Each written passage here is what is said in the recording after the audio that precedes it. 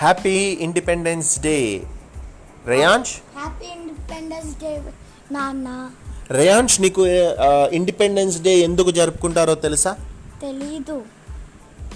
Independence day రోజు మీరు మీ స్కూల్కి వెళ్తారు, అక్కడ జెండా వందనం అంటే ఫ్లాగ్ హోస్టింగ్ చేస్తే అక్కడ జెండాకు మీరు వందనం సెల్యూట్ చేసి అక్కడ జనగణమన పాడుతూ ఉంటారు.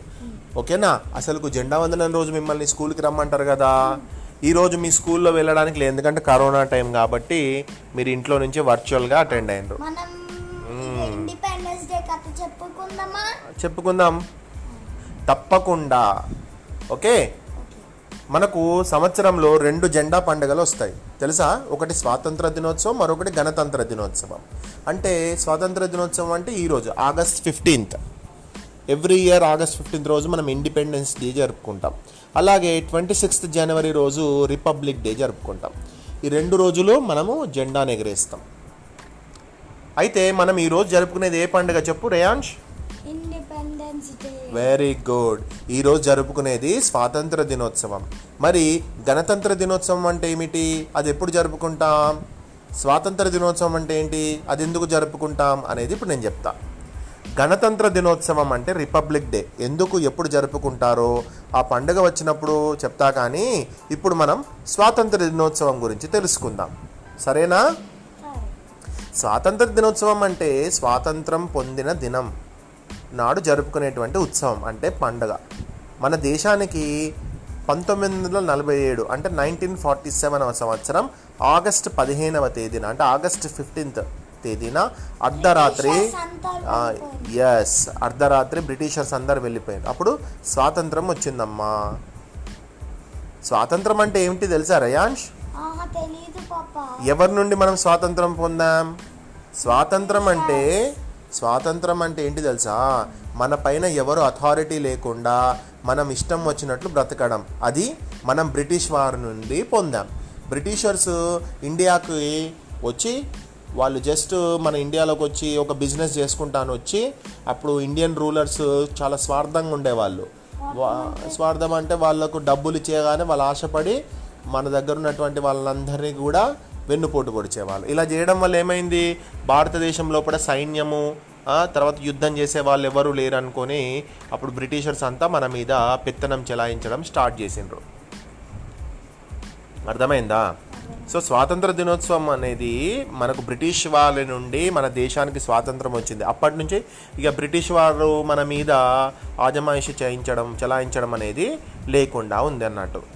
అంటే అంతకుముందు మన దేశం స్వతంత్రంగా లేదా అంటే ఉండే. ఎప్పుడు బ్రిటిష్ వాళ్ళు రాకముందు ఎవరి రాజ్యాలు వారికి స్వతంత్రంగా ఉండేవి. అన్నీ కలిపి మనం అఖండ భారతంగా ఉండేది. వ్యాపారం కోసం అంటూ వచ్చి మన దేశాన్ని కూడా ఆక్రమించుకున్నారు బ్రిటిష్ వాళ్ళు. ఆ బ్రిటిష్ వాళ్ళు వచ్చాక మన దేశంలోనే చాలా బానిసలుగా బ్రతకాల్సి వచ్చేది. వాళ్ళు చెప్పినట్లు వినాల్సి వచ్చేది.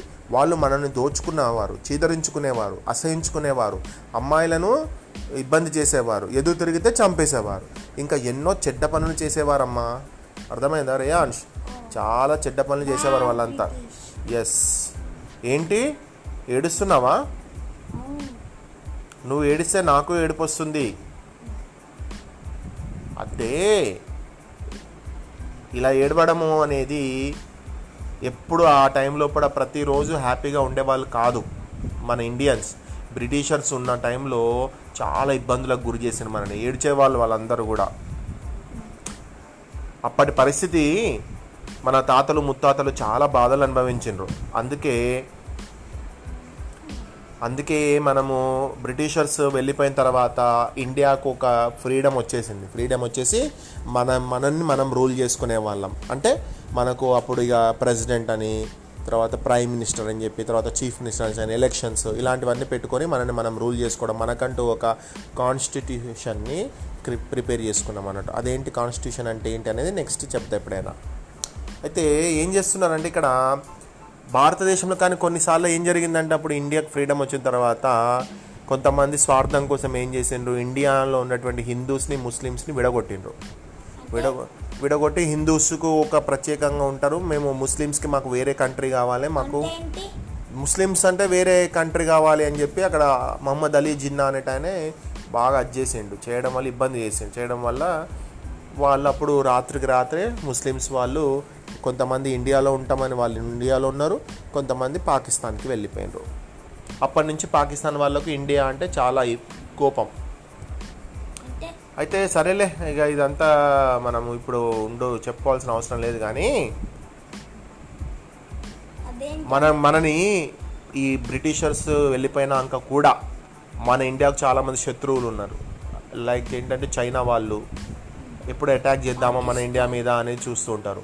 పాకిస్తాన్ వాళ్ళు, తర్వాత వేరే ఆఫ్ఘనిస్తాన్ వాళ్ళు, అంటే కొన్ని టెర్రరిస్టులు వాళ్ళ దాంట్లో ఉండేటువంటి వాళ్ళు, వీళ్ళంతా ఏం చేస్తున్నారంటే ఇండియా మీదకి ఎప్పుడు ఫైట్ చేద్దామా, ఇండియాని ఎప్పుడు మనము మళ్ళీ ఇండియాలో ప్రాబ్లమ్స్ క్రియేట్ చేద్దామా అని చూస్తుంటారు. అందుకని వాళ్ళ నుంచి కాపాడడానికి మన సోల్జర్స్ చాలా గ్రేట్. మన ఇండియన్ సోల్జర్స్ ఎప్పుడు మనకు ప్రొటెక్ట్ చేస్తూనే ఉంటారు. వాళ్ళు మంచులలో ఉంటారు, వాళ్ళు మంచులలో అంత పెద్ద హిమాలయాస్లో మంచులలో ఉంటారు, నీళ్ళల్లో ఉంటారు, ఏరోప్లేన్స్ మీద వెళ్ళి మనల్ని కాపలా కాస్తుంటారు. ఉంటాయి navy, air force and military. ఈ ముగ్గురు వాళ్ళు మనకు చేస్తూ ఉంటారు అన్నట్టు. ఇప్పుడు వాళ్ళే కాదు, ఇదివరకు కూడా చాలామంది మన దేశం కోసం ఎంతో చేసిండ్రు అన్నట్టు.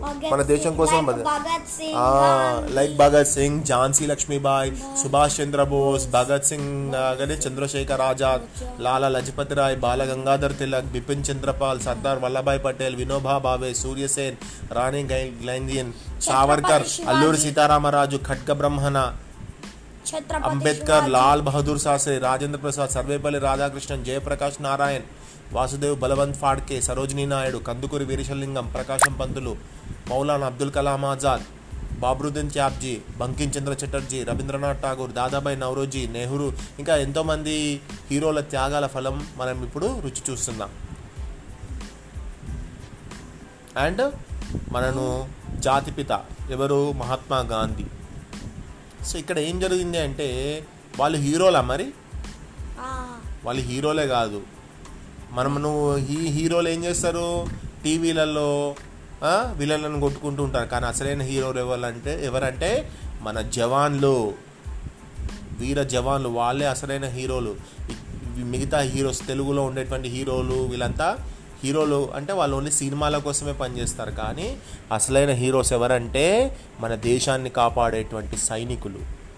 వాళ్ళకు మనం సెల్యూట్ చేయాలి. ఎప్పుడైనా ఒక మిలిటరీ పర్సన్ కనబడగానే వాళ్ళకి మనం సెల్యూట్ చేయాలి. ఎందుకంటే they are protecting our country. దేశం కోసం పోరాడిన వాళ్ళే ఫేవరెట్ హీరోస్. అర్థమైందా? నాట్ ఓన్లీ బాయ్స్, గర్ల్స్ కూడా పార్టిసిపేట్ చేస్తారు. ఎక్కడ? మిలిటరీలో ఉంటారు. వాళ్ళు కూడా దేశం కోసం పోరాడుతున్నారు. సో ఈ టైంలో మనం ఏం చేయాలి? వాళ్ళ త్యాగాన్ని గుర్తు చేసుకుంటూ మనం దేశానికి మనం రెస్పెక్ట్ ఇవ్వాలి. నిజాయితీగా, నిస్వార్థంగా బ్రతుకుతూ, ఎవరిని దోచుకోకుండా, ఎవరిని బాధ పెట్టకుండా, ఎలాంటి నేరాలు చేయకుండా ఇట్లా చేస్తే మనం హ్యాపీగా ఉంటుంది.